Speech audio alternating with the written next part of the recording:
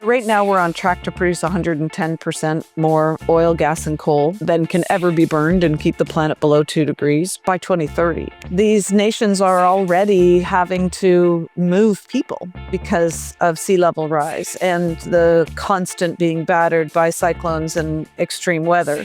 Tzeporah Berman, she was named Time Magazine Top 100 Climate Impact List. She's got a number of books. Her first book was This Crazy Time, Living Our Environmental Challenge. What we're seeing today is a scandal. They knew. They've known for 50 years that their products were going to cause this harm on the earth. And they made conscious decisions to hide the evidence from us.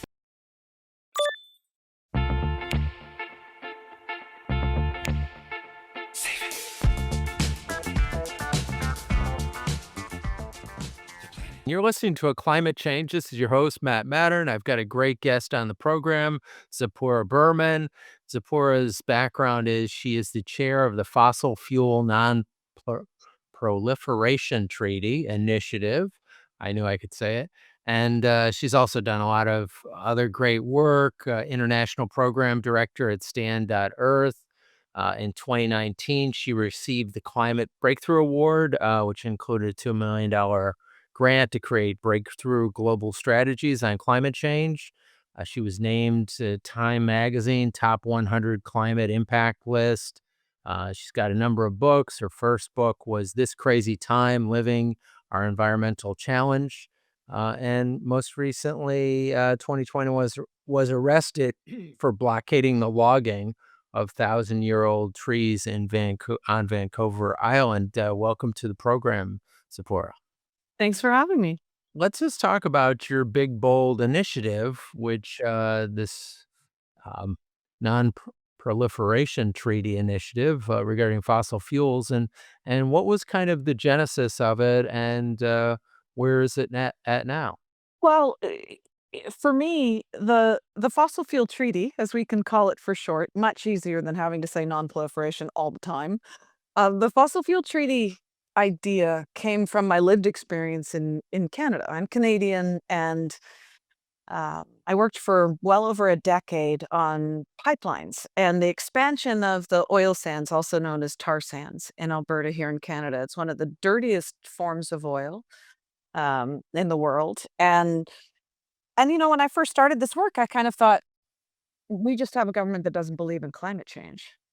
And and then we had a change in government, and they still kept approving more oil drilling and more tar sands, and Canada's emissions kept going up. And it forced for me a reckoning, a really kind of a deep dive into, well, what is climate policy, and what do our international agreements say countries are supposed to be doing?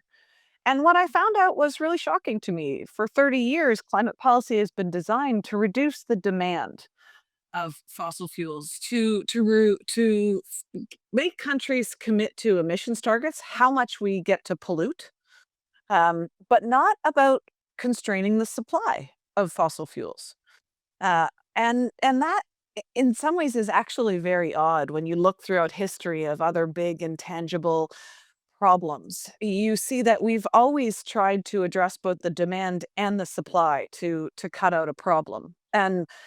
And so that forced me to really start reaching out around the world to others and try and understand this disconnect. Why are we saying we are going to reduce how much fossil fuels we use? Because of course, climate change is complicated, but 86% of the emissions trapped in our atmosphere and causing the fires and the floods and the extreme weather come from three things: oil, gas, and coal.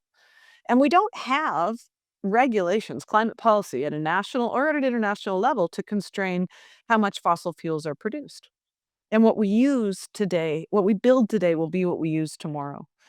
And in the course of my research, I found out that there had been a declaration coming from the South Pacific in 2014 where governments, for the first time, were saying, hold on, we need a moratorium on expanding fossil fuel production and infrastructure. We got to stop building the problem if we're going to transition out of it. And that was the first time that had been considered. So, to make a long story very short, I started engaging with academics and diplomats and lawyers who were looking at nuclear nonproliferation and landmines and chemical weapons ban and saying, could we make a companion to the Paris Agreement to help us meet the goals of the international climate negotiations that constrains production in a fair and equitable way so that there's not just negotiations on who gets to pollute and how much, but there's negotiations on who gets to produce and how much. And that's what we did. We've now created the Fossil Fuel Treaty. We have 17 nation states who are participating in the developing the basis of the treaty, another 10 countries who are participating as observers in the negotiations. The movement has grown around the world. We have well over 3,000 organizations in 117 countries that have endorsed the idea, over 4,000 scientists, 101 Nobel laureates, hundreds of cities that have passed motions at city councils. So, all of this engagement helps create the political space for nation states to take the idea seriously and start designing a fossil fuel treaty. Well, it's pretty remarkable that you've gotten this much momentum. I think I had seen one place in our earlier article, you were at 14 countries, now you're at 17. So the needle is moving. You had at the time 101 Nobel Prize winners and hundreds of cities and thousands of scientists, and that continues to grow. My own city, Los Angeles, I guess, was one of the first ones to sign on. So you've got some momentum. What are the next steps? Do you have any European countries? I'm pretty sure that the United States of America has not signed off on this one. No, and they might never. What the interesting thing that I've learned after studying 5 other treaties is that there's a couple of different ways that international treaties are created. And one is that you have to have all the countries and it's by consensus, like the United Nations Framework on Climate Change and the Paris Agreement. And that has particular strengths, but the weaknesses is that the rules end up being the lowest common denominator because you have to get 190 countries to agree. So what that often means is countries that stand to benefit from the status quo, from expanding fossil fuel production, for example, like the US and the Permian Basin, they don't they would weaken this significantly. It would be almost impossible to achieve a treaty. But when you look at other treaties like chemical weapons ban or landmines, these are more the build it and they will come model, a small group of very ambitious countries getting together and creating rules. And once other countries start to see the benefit of that rules and that the table is laid, then they want to join it too. And so it grows as a kind of build it and they will come. The chemical weapons ban started with 20 countries. And that's similar to many the other treaties that I've mentioned. And so the next step for the fossil fuel treaty is countries convening in a diplomatic conference outside of the UN system to start to review the research that we've been working on now for 5 years over how a treaty would work. So what we've been doing is developing trade ideas, tax agreements, debt relief agreements that can help countries so that they're not pushed into a position of expanding more fossil fuels. Because the fact is that renewables are cheaper now, and we have the technology to replace a lot of almost all of fossil fuel uses. But fossil fuels are still being expanded in part because countries look around and go, well, they're still doing it, so I'm still going to do it.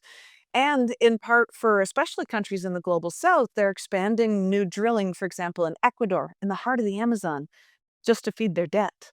So, how can countries cooperate together to support each other start to stop new expansion and start to decommission existing infrastructure in order to fast track renewable energy? I think in the past, a lot of people thought this was just going to happen by the markets. The markets would do it. Renewables would become cheaper. Demand for fossil fuels will go down because people are buying electric cars and heat pumps, and that would constrain supply.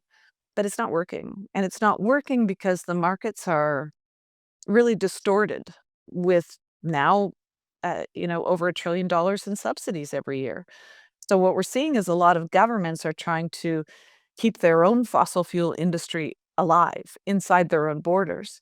But if we all do that, then climate change just gets worse.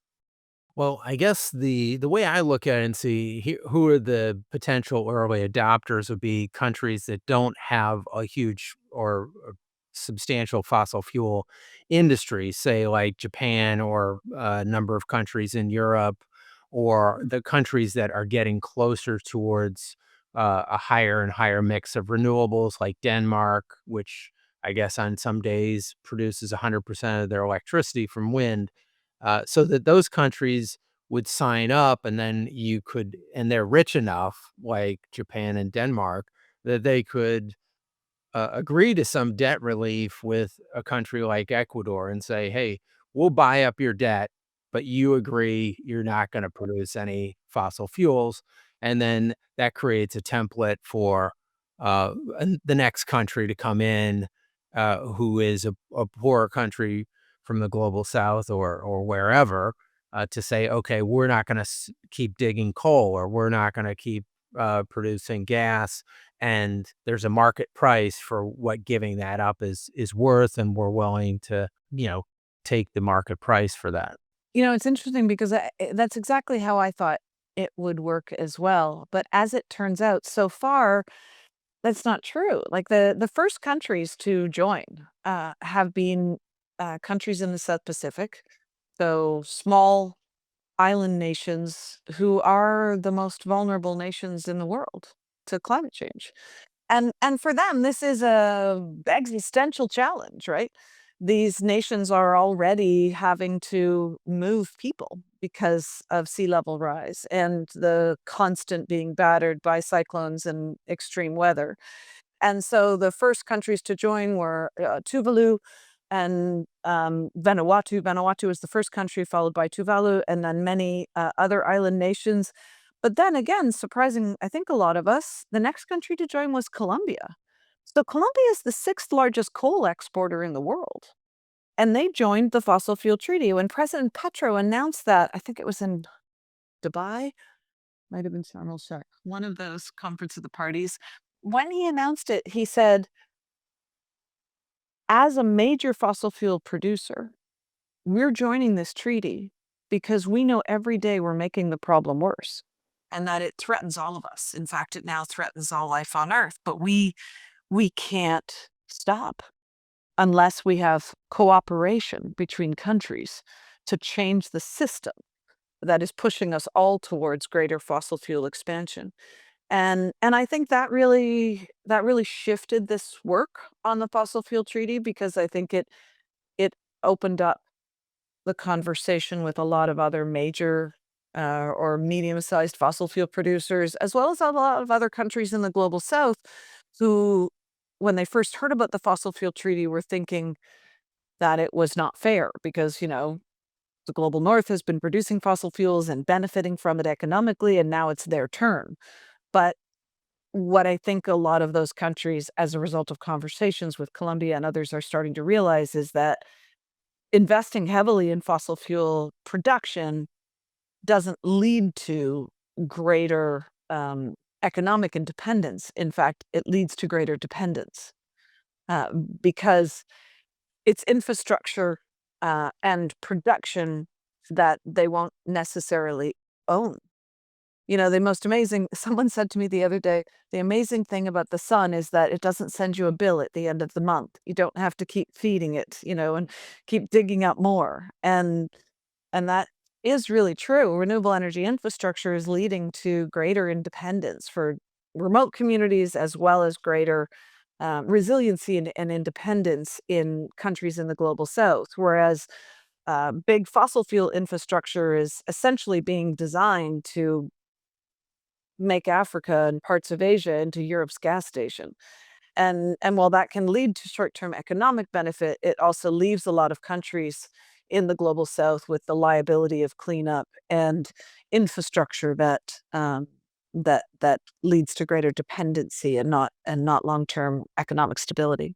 So in terms of Colombia, what have you seen in terms of, doing things that move the needle towards reduction of their coal production? Have they taken actions to shut down coal mines?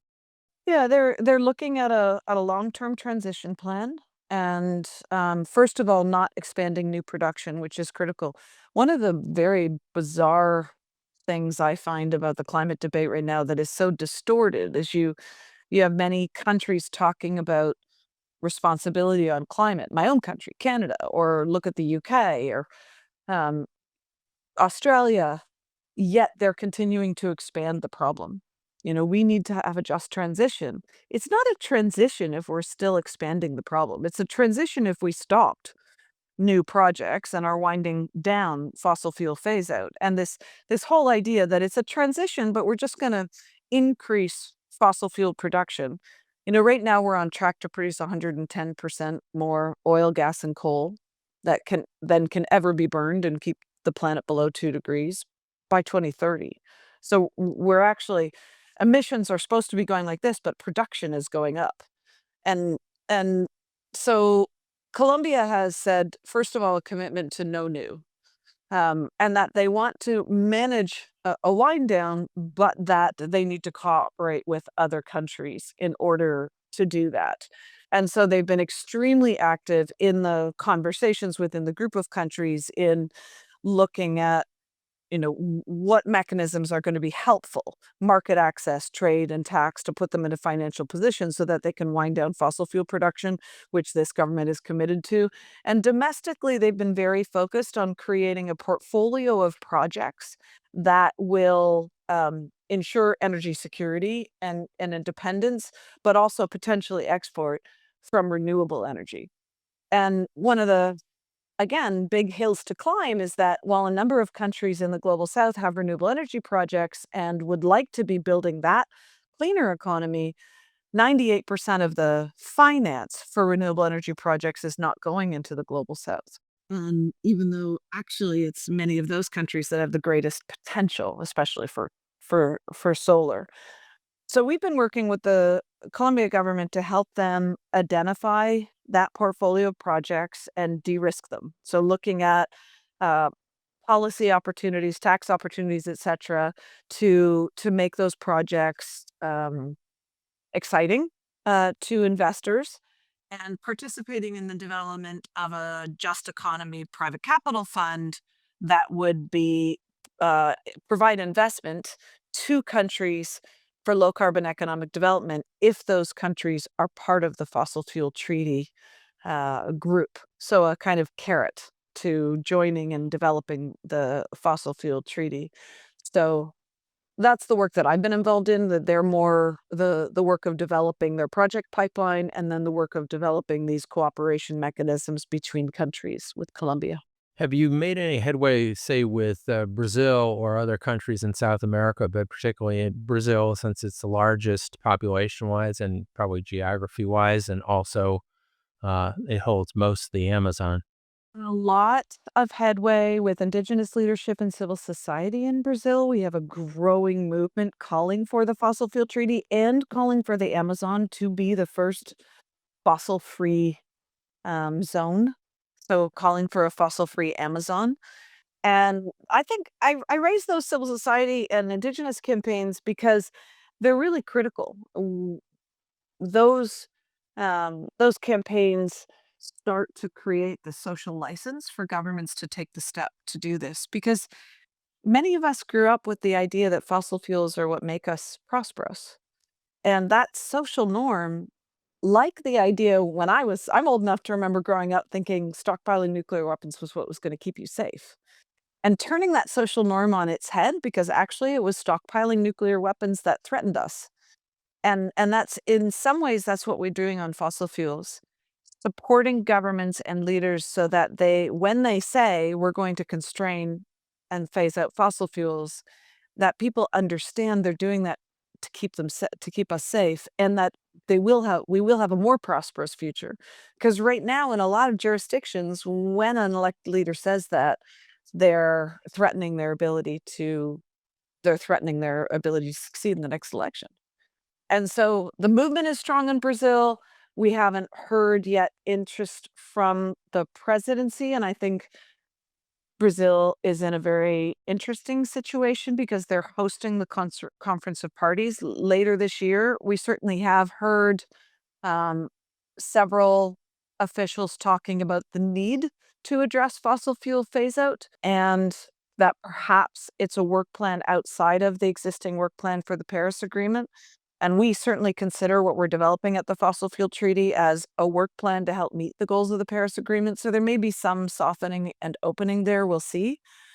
Chile has passed a motion to support the fossil fuel treaty in the House and in the Senate, but we haven't heard confirmation from the Chilean presidency yet. So we're hoping that that will come forward and they will be one of the next Latin American countries. And I know that Colombia um, is reaching out now to many other countries in Latin America to encourage them to join them.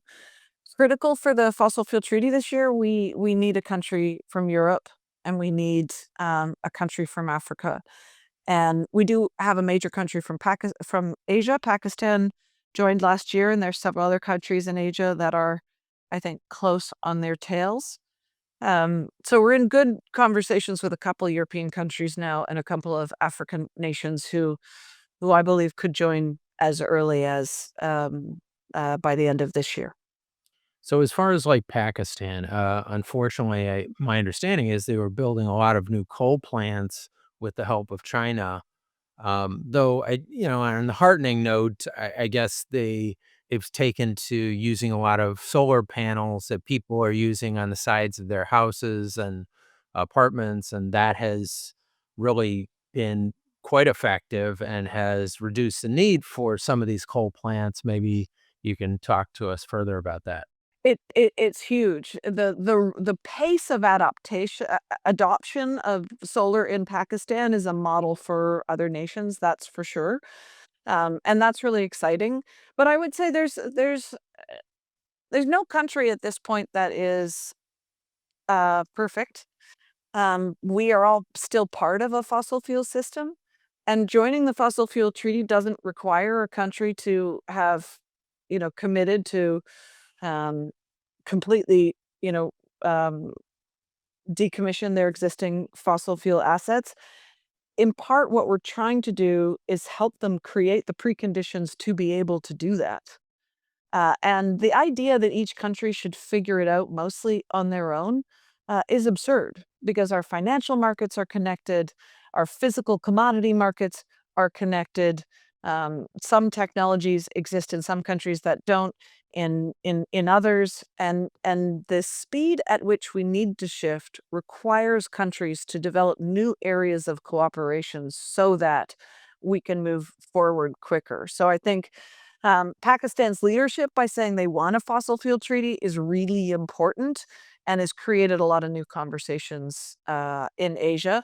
But I do think what they're doing domestically is also really important because people fear scarcity, right? Especially in the global south where a lot of people only just got electricity. And so they need to see tangible projects of renewable energy, electrification of vehicles in order to believe that it's going to be real. We have the technology now to replace over 90% of fossil fuel use, and it will be cheaper, not just in the long term, but even in the shorter term. But a lot of people really haven't seen that yet. I've been lucky enough to travel all over the world and visit a lot of these renewable energy projects in a lot of countries like Denmark. I was just there in Copenhagen and many other countries in Scandinavia where we're seeing so much of their infrastructure is now electrification and renewable. And it's an amazing experience, not just to see it, but to hear it. I'll never forget being on a construction site, and I think I was in Norway, and it was completely silent, and I had never thought about that benefit. Electric vehicles are silent. So are the massive trucks and diggers and everything else. And the cities are strangely beautiful and silent. Like you can hear the birds everywhere. And it's, besides, of course, the obvious advantage of the smog, a lot of people don't realize that fossil fuels cause more premature death globally than any other single thing in the world. Because 8 to 9 million people die every year from fossil fuel air pollution, from asthma, from the smog. And so there's so many other benefits when we start shifting to a clean energy and renewable electrified system. People need to see it to know that it can be real and it's not, a pipe dream. Many countries and cities around the world that have made dramatic changes. That's why I'm wondering, have you had conversations with, say, Denmark and other countries in Europe that are doing more renewables. And Denmark, to me, stands out as probably the number one opportunity, or Japan that is not does not historically have a lot of fossil fuels, to my understanding. We have, and, well, Denmark, we haven't had that many conversations with, in part because the Danes have been so important in chairing the development of the Beyond Oil and Gas alliance called BOGA. And BOGA is a critical initiative because it's about countries coming together to share experiences and plans for domestic regulations to stop the expansion of oil and gas. The focus is not as much on creating new international cooperation and multilateral mechanisms like the fossil fuel treaty is, but more on national regulation and what they can do together from on communications and also supporting just transition in their countries. So we consider that kind of like a sister initiative, and Denmark has been really focused on that. And so we also didn't want to initially approach European countries because we wanted this to be a treaty that was built from the global south up. We can't continue the models of colonialization and extractivism that have created the systems we have, where the northern wealthy countries have had a pretty big elephant footprint in a lot of the international treaties and negotiations. And so we're really trying to do this a bit differently, especially when the initial interest that we got started from, and we started learning from the experience of countries in the South Pacific, and now Colombia and Latin America and Pakistan and others. But we this year, I did a trip meeting governments from 10 countries in Europe to invite them to join the growing bloc, and there's a lot of interest. And so I expect we'll have a couple of European countries join by the end of the year. I haven't yet reached out to Japan. They have some considerable fossil fuel investments in new development, not inside Japan, but outside of Japan. So I think that might be a complication because we need to look at what countries are funding, not just what they're building at home.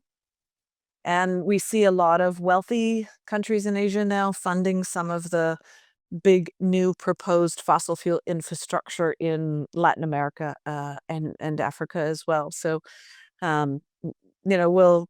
I hope those countries will be open to the fossil fuel treaty. I think we're going to need to grow this block significantly over the next year. Colombia has recently announced during London Climate Week that they will be hosting the first dedicated diplomatic conference on fossil fuel phase out to start the negotiations process for a fossil fuel treaty in 2026. And I think once that conference is formally announced and that table is set, we'll see more countries joining up quickly. Well, certainly, from your lips to God's ears on that.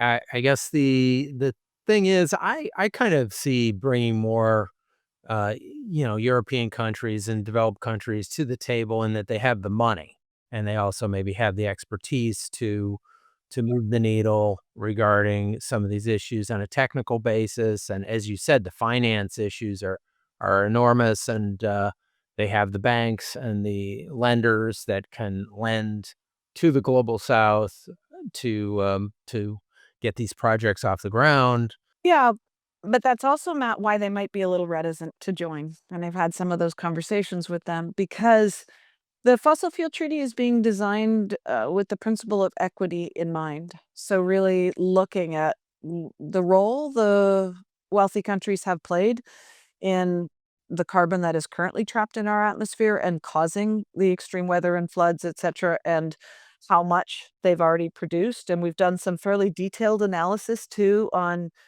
so who gets to keep producing and how for how long? The fossil fuel treaty is not saying we have to turn off the taps overnight. That would be crazy. And but what we are saying is no new expansion and wind down in an equitable way. So that equitable wind down is going to be very challenging for wealthy countries in the global north. They're going to be asked to put up the funds. They're also going to be asked to have a steeper decline in production than countries in the global south because that's actually what's fair. Well, with certain countries, that may not be a challenge at all, and it's already aligned with their goals, like Denmark, that has got 100% wind power on number of days. And my understanding is their goal is to kind of be the Saudi Arabia of wind, so that they're actually creating hydrogen with their excess wind energy to ship to, say, Germany, so Germany can use the hydrogen to power industrial processes with their manufacturing base. So, and many countries in Europe are trying to get off of coal, and they don't have a whole lot of oil and natural gas to begin with. So, um, say for instance, Ireland, I guess, recently became one of the number of countries that have given up coal. That seems like a a complementary group of countries to work with. I totally agree, and I couldn't have put it better. And if you ever need a role in a diplomatic corps, you're making the argument. There's a job over here for you at Fossil Fuel Treaty. You're making the argument really well. We've had some great conversations with Ireland, with the advice and support of former President Mary Robinson, who is supporting the call for the Fossil Fuel Treaty, and I'm optimistic that Ireland will join the group. Well, that would be great. Yeah, I feel like there's strength in numbers. Of course, you're trying to get as many as you can, and it's hopeful when I see more and more countries get off of coal that that coalition continues to grow, and of course with the availability of solar power that is cheaper than coal, it makes economic sense, and at the end of the day, hopefully that moves the needle as much as anything to just it's cheaper. Yeah, and as I was saying, we I think a lot of people thought that that would be what would move the leader move the needle. Like, I've been at this a long time now, over 20 years, and when I first started, renewables were so much more expensive and inaccessible in terms of large scale technology. And now they're at price parity or cheaper in every jurisdiction in the world. Then the technology for concentrated solar, et cetera, and battery storage is so much better than it used to be, but that hasn't been enough.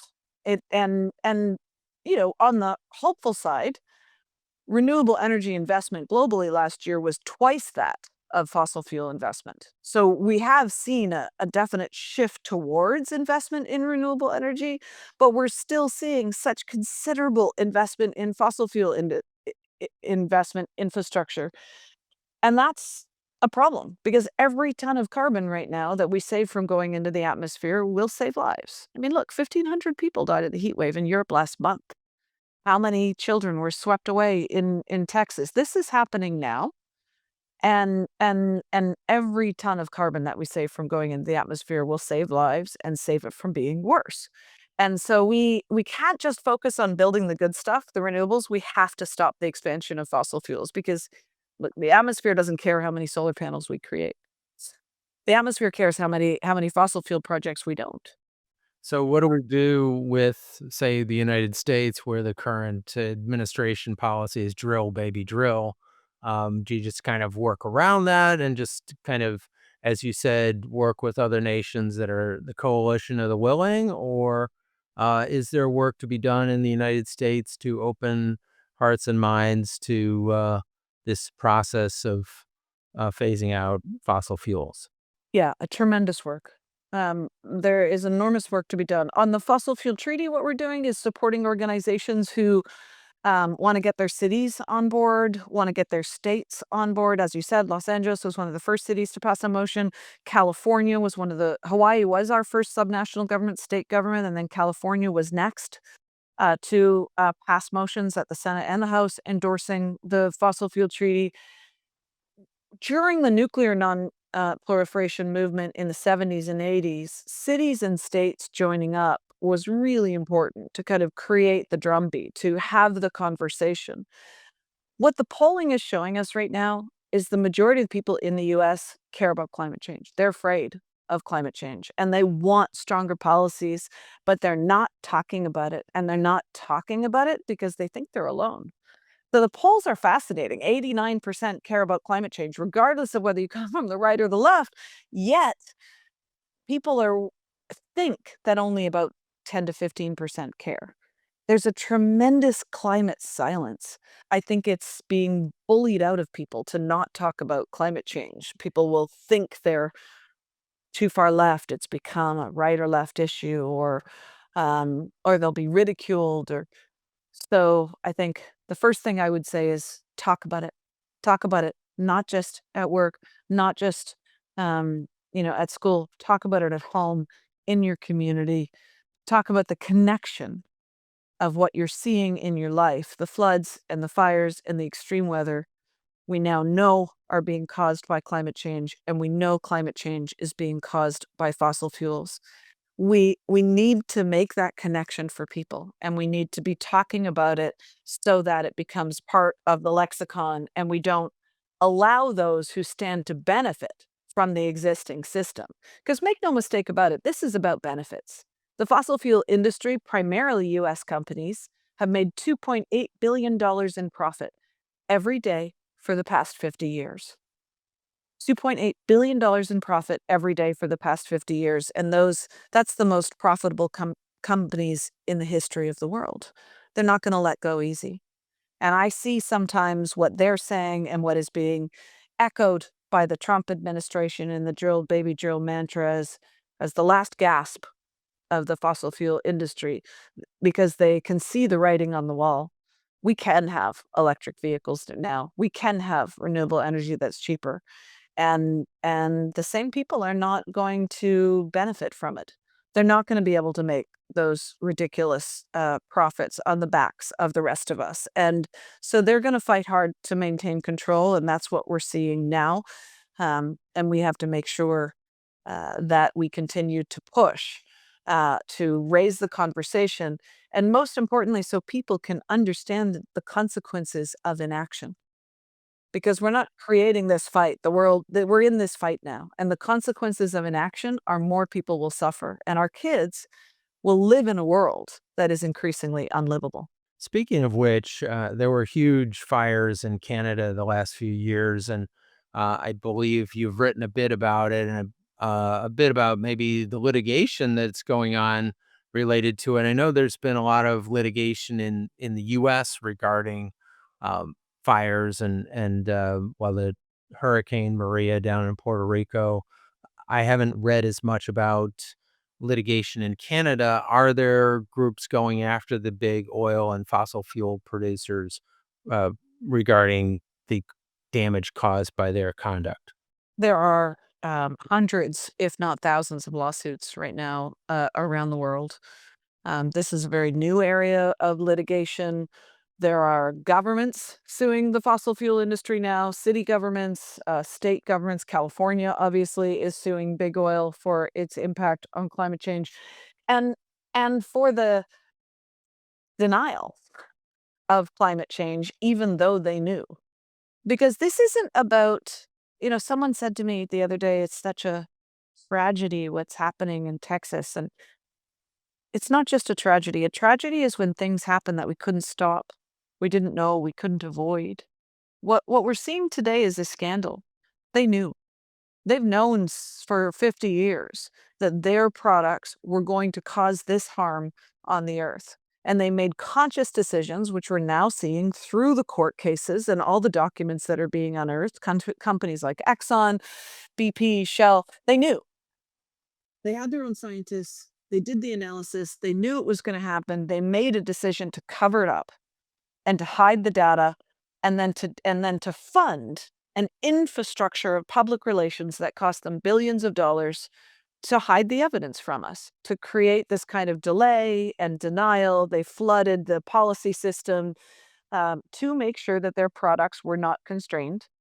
And in some cases, to literally kill other projects so renewable energy couldn't become cheaper and we couldn't have technological breakthroughs. That has all been exposed now and documented in the amazing projects like Exxon New, the work of academics like Naomi Oreskes and Michael Mann. And so now we know, and we have the data to show it. And what we're starting to see is the companies are actually acknowledging it, pulling out of all their net zero commitments because they know they can never meet them.